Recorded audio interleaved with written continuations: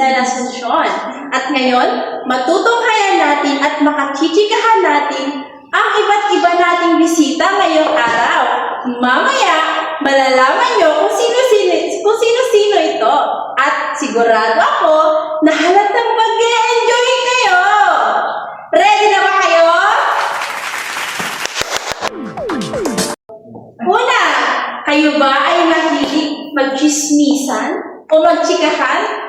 Hindi magpapahuli ang ating reporter na si Ma'am Resi Ann Ramos! Thank you so much for inviting me. Yeah, it's my pleasure. Yes, thank you. Sana mag-enjoy kayo. Okay. At pangalawa, handa na ba kayong makilala? O nagugutom na kayo? Paglulutuan tayo ni Chef Kate Estrella!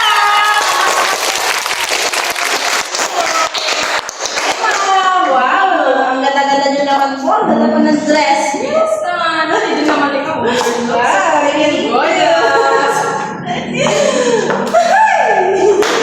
Ang saya ng mga kababayan, di ba?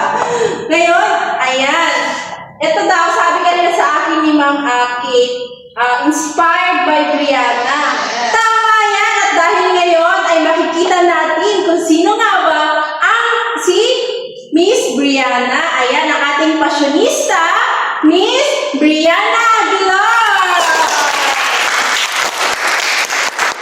Wow, Miss Brianna, thank you for your gorgeous and beautiful dresses. Oo naman. Ayan, maganda. Mas maganda ka pa sa umaga. Mas maganda ka din. Ayan, maraming salamat. At hindi rin nagpapahuli ang isang lider. O, tatawagin natin Coach Raylan T. Salvador!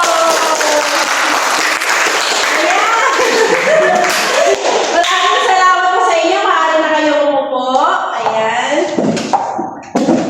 Ayan. Maraming salamat sa inyong pagdalo at taos-puso pang nagpapasalamat dahil nakapagbigay kayo ng oras. Ayan, muli, welcome sa aking katok mo, katok ko, at katok nating lahat. Ayan. Kung saan yung mga buhay-buhay naman, mga successful person. Sumakses na po kami lahat. Ayan, napakaganda ng pakinggan, lahat ay successful.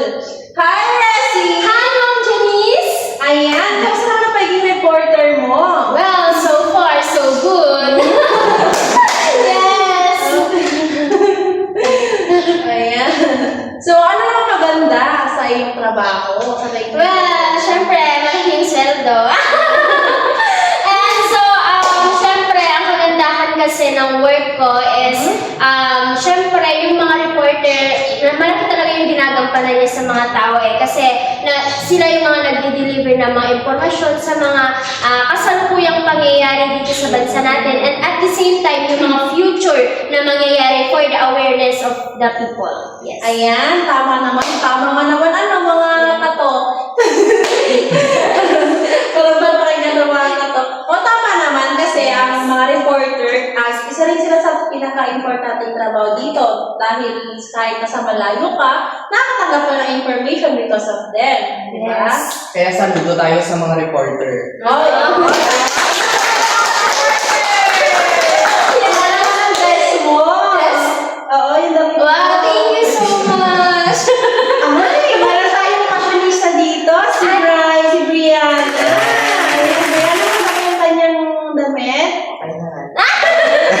Basta naman ang pagiging fashionista mo. Bilang isang tagapagtatahi at fashionista ay hindi lamang pagsusuot ng damit, kundi ito'y pagpapahayag ng sarili sa ating buhay. Ay, bilang isang fashionista ay kung walang fashionista ay kung wala kami ay wala din kayo isusuot.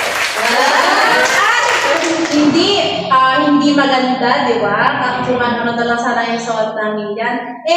Ikaw ba ang gumawa ng iyong damit, Miss Brianna? Ayan, nais ko bahagi sa inyong harapan ang aking suot ngayon na isang paborito ko, isang eleganteng itim na disenyong gawa sa dragonfly. Ikaw ba ang nagbuda niyan? Oo naman.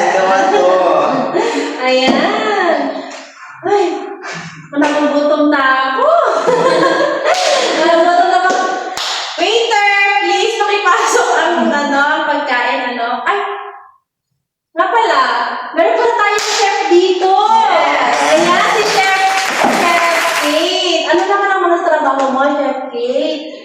Bilang isang chef, mahirap din minsan dahil may mga ingredients na hindi na ano sa may recipe namin kapag wala ako. So, tinitrain ko yung mga kapwa ko chef, yung mga co-chef ko para yung mga inihanda nila sa restaurant namin is all goods. All goods. Ayan, napakasarap naman ng pagkain na yan. At nga pala, Chef, ano yung madalas na niluluto nyo? Yun yung best recipe nyo sa inyong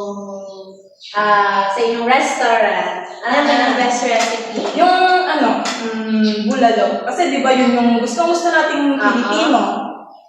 At masabaw, masabaw ang bulalo. At patok siya sa mga hindi lang, kasalanan sa mga may high blood kasi masebo, di ba? Oh, teka lang. Di ba ikaw, sabi mo kanina, ikaw ang nag-train? Yeah. O, pwede kang manghingi ng payo kay Coach Kurt kasi siya isang coach, isang nag-leader kung paano ka maging isang coach, Coach Kurt? Paano ka maging isang coach? Tuwa kami, coach. Ang tips ko lang sa mga gustong mag-coach dyan or yung mga gustong mag-coach nga. Dapat may pasensya ka sa mga tuturuan mo, gano'n, i-guide mo sila para mas marami pa silang matutunan, gano'n. Dapat mahaba lang pasensya mo, Miss Kate. Mahaba ang pasensya mo? Medyo. Ano ang tinuturo mo, Sir Kurt? Yung itinuturo ko is yung sa indie films, gano'n. Tinuturuan ko sila kung paano yung tamang pag-arte, yung paggamit ng wika, paggamit ng iba't ibang wika o dialekto tulad ng English o Filipino. Siyempre, gagamitan din natin yan ng mga magagandang background and music para mas naaangkop dun sa kwento at may sa buhay yun. Nga pala, Ma'am Resi, saan ka pala galing at naging mahusay kang reporter? Well, I'm proud to say nag-graduate ako sa UP Integrated School. Wow! Yes. UP Diliman na yun? Yes, pero mag-iba kasi yung UP Integrated School sa UP Diliman. Kasi pag sinabi UP Integrated School, this is from elementary to senior high school, pero kapag UP Diliman, college na po yun. Yes, and then dito sa school ko na to, natutunan ko yung mga tamang rehistro ng wika sa wikang Filipino na nakatulong sa akin bilang isang reporter. Kasi nga, ang wikang Filipino ang wikang rehistro ay isang formal, objektibo at ginagamitan ng lohika pagdating sa mga akademikong gawain, kagaya na lang ng pananaliksik. Yes, napaka-important niya, lalo na sa aming mga reporter kasi kailangan namin ng accurate sources sa mga sinasabi namin sa mga tao. Talaga nga naman. Yes. At dahil nga ikaw ay nagbibigay ng information, dapat totoo at kapaniwala, Yes. di ba? And then, kapag reporter ka, kailangan mo din ng mga visual aids. Kailangan mong mag-base sa yung i-report mo sa pag-asa kasi nga, doon natin malalaman yung mga temperature, kung yung mga possible na papasok na bagyo sa Pilipinas, kung gaano kainit yung panahon. So, kailangan natin ng reliable sources talaga Yes. Para kang sumakses talaga kapag gano'n. Ayan, Chef Kate. Ano naman ang nagpa-inspire sa'yo para maging isang chef? At the same time, ikaw ay isang nag-academic. Yes. Maaari mo bang ibahagi ang inyong kwento? Bata pa lamang kasi ako ay sanay na ako sa buhay bukid or gawaing bukid dahil nga magsasaka kami. At ang naging inspirasyon ko ay ang aming mga tanim. Dahil nagluluto din ako sa bahay kapag walang aking magulang. Ano naman mga tanim nyo noon? Mga prutas, gulay, para may mga pansahog. Ang sarap naman tumira sa bahay niyo. Opo, at saka mahangin din doon kasi nga maraming puno, maraming mga gulay-gulay. At isa pa, masarap din kasi magluto dahil nga ay natutunan ko ito sa bata pa lamang ako dahil nga tinuro na sa amin noon ng aking magulang na dapat matuto tayong magluto at dapat aralin natin ang mga recipe ng bawat lulutuin natin. At ang isang